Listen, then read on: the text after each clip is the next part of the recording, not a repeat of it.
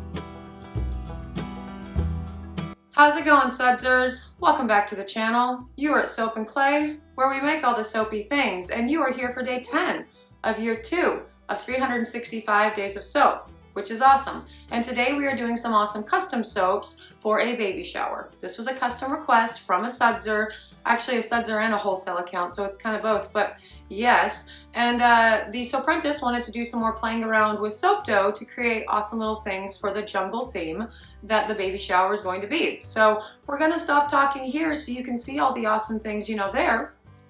Now.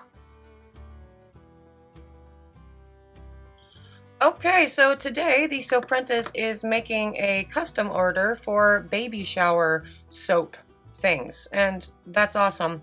Now, baby showers are actually really cool. We do a ton of them just as a, custom requests. And the first thing we do is we ask the client, things like, well, what's the theme of the party? Are we doing a gendered party, or is this going to be a neutral thing? I mean, what are you wanting to do?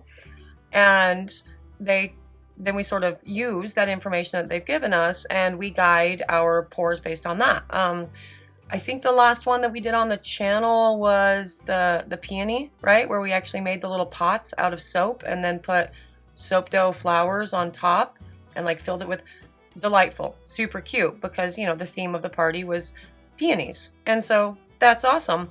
This particular party's theme is a jungle theme. And so I sent them a video that we did for the elephant soap many moons ago in year 1 that the Soaprentice did, and they loved that. They thought that was a great idea, but wanted to know if we could do other animals as well. And so yeah, we did that thing. Well, and by we I mean the Soaprentice did that thing because she made all of those little faces there out of soap dough, because she's wildly talented at all of the things, and will be putting them in a slab mold, and is using for this particular scent the scent blend that we use for our Am I Bright bar, which is actually very strange to me. Am I Bright is my best-selling soap in the women's line, in the Hey Girl line, and has been for like 6 years.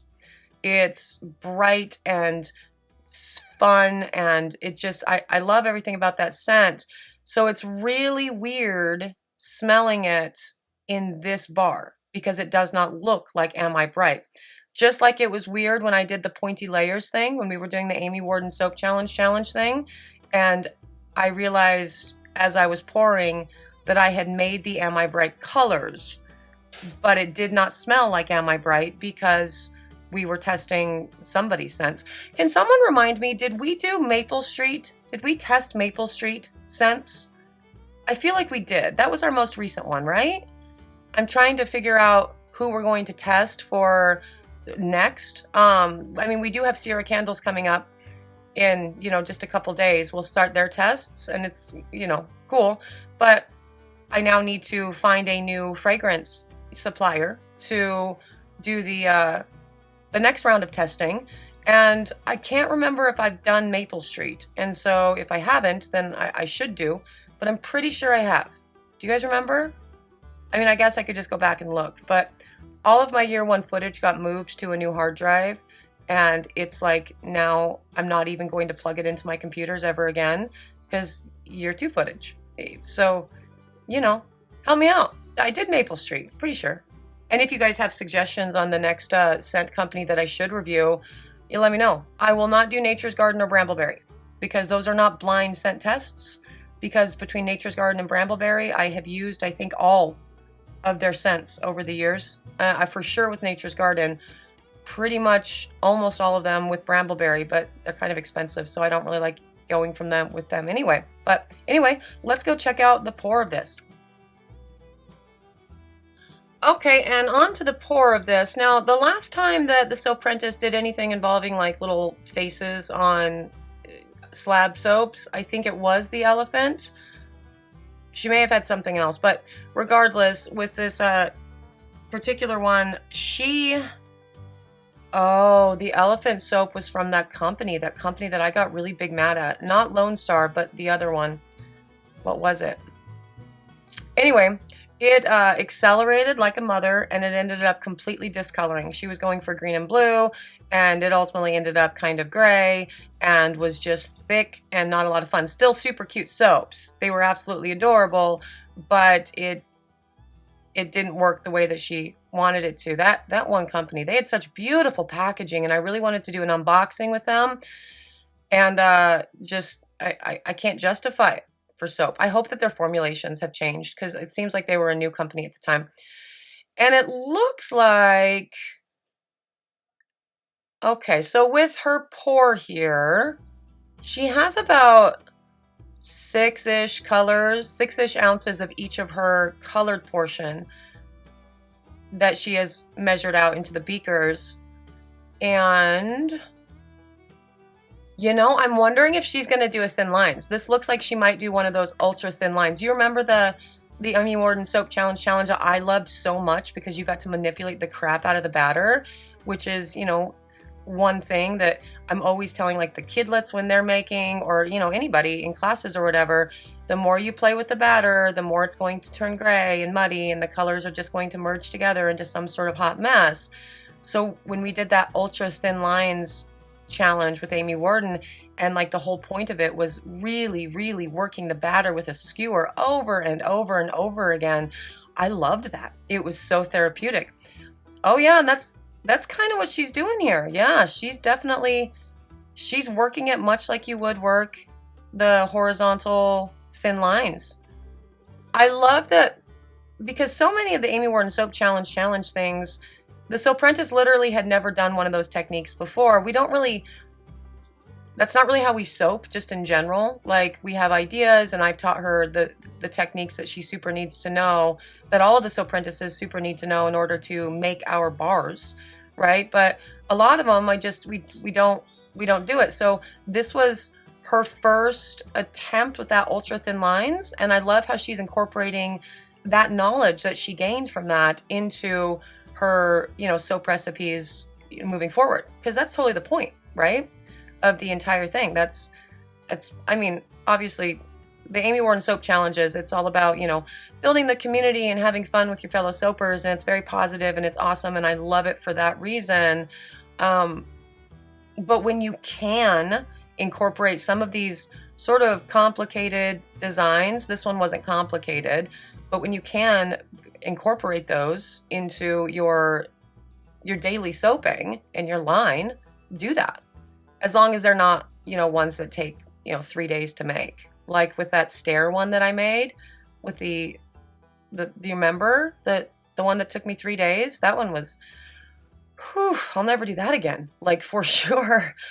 But, learn something. It was fun. Got to play with a lot of stuff. Now, all that's left with all of this is to place all of the little heads onto the soap. And I like how she's using a skewer to hit her lines on either side of the mold to make sure that in the cutting, the animals are going to be appropriately placed and not, you know, we don't have to worry about cutting through one of them or whatnot, which is awesome.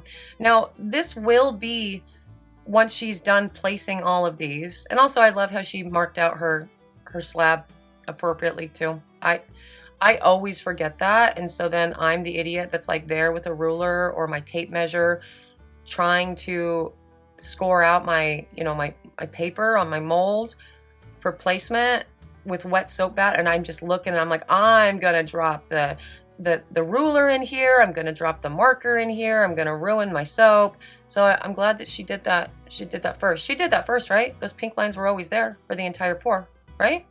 Pretty sure.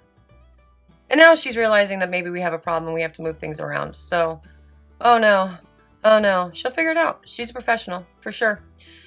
But yeah, because these things are made out of soap dough, they can totally be C-popped and gelled. So that's what we are going to do next. We're going to put all of these different slabs, because she ended up making quite a few of them and lots of different animals, into the oven for C-pop and gel overnight. And then we will cut into them, you know, in the next slide. So let's go check that out.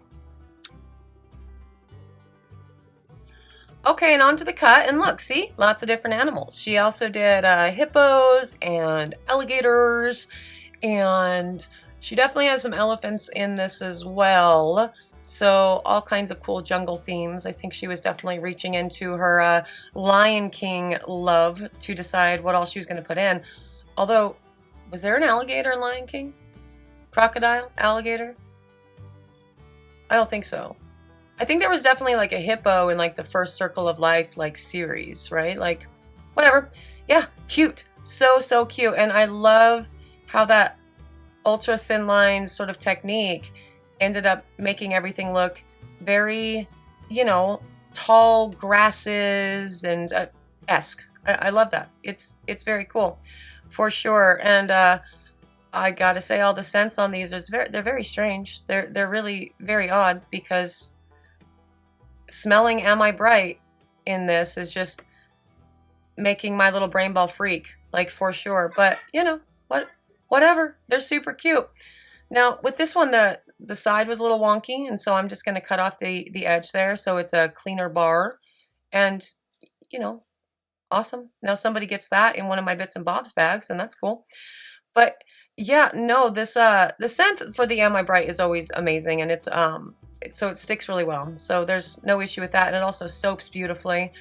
And these little embeds, these little soap dough faces, the way that she created them make it so you can use it, and more importantly ship it, without worrying about any of the animals like losing their noses or their ears or, you know, whatever, with the exception of the elephant soaps, which did get a little wonky for sure, because they have the little trunks, and so you got to be careful with those. Just keep that in mind if you're going to be making soap dough embeds, because yeah, like, see the little elephant, that's terrifying to me, to box them up and get them to the client.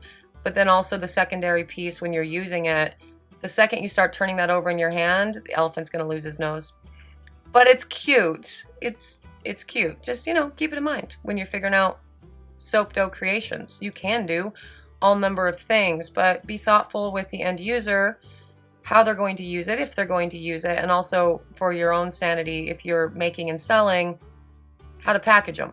Or even if you're making and gifting, how to package them, because that elephant nose might come off in shipping, and then that's just sad. So, but you know, the majority of them are not elephant noses. We have the monkeys and the lions and the hippos and the alligators, crocodiles.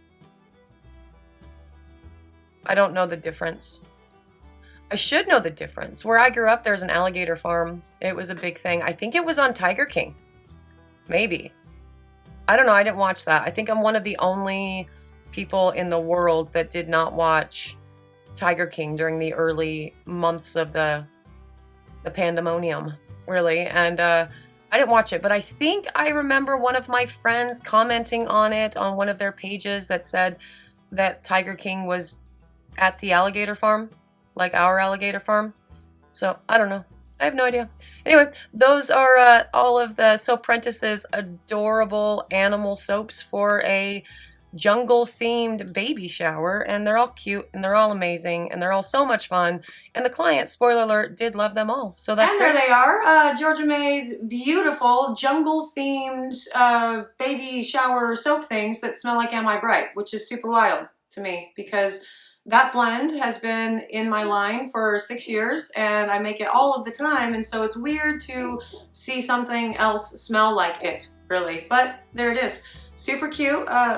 The wholesale account, the Sudser, they loved them, so that was good. It was a big hit for the baby shower. And you know, to that, if you're interested in getting these bars, you can't. As I said, that was for a baby shower. But if you're interested in having me make something custom for your baby shower events, we can do that. So yeah, if you're interested, just go ahead and DM me or drop me a line at soapandclay.com. That would be cool too. And you can find whatever else we do sell and do have available that's in stock right now at soapandclay.com. Yes, if you're interested in following me on social media, if you are interested in following me on social media, it was gobbledygook. You can totally do so. You can find me at Facebook, Instagram, and Twitter. Yes. If you're interested in seeing what else we come up with for the year, subscribe. Do that thing. For those of you who have done that thing, thanks. You're amazing. I'm out of here for today. Again, thank you so much for joining me for another round of 365 Days of Soap, Year 2. I'll see you guys all again tomorrow. Bye.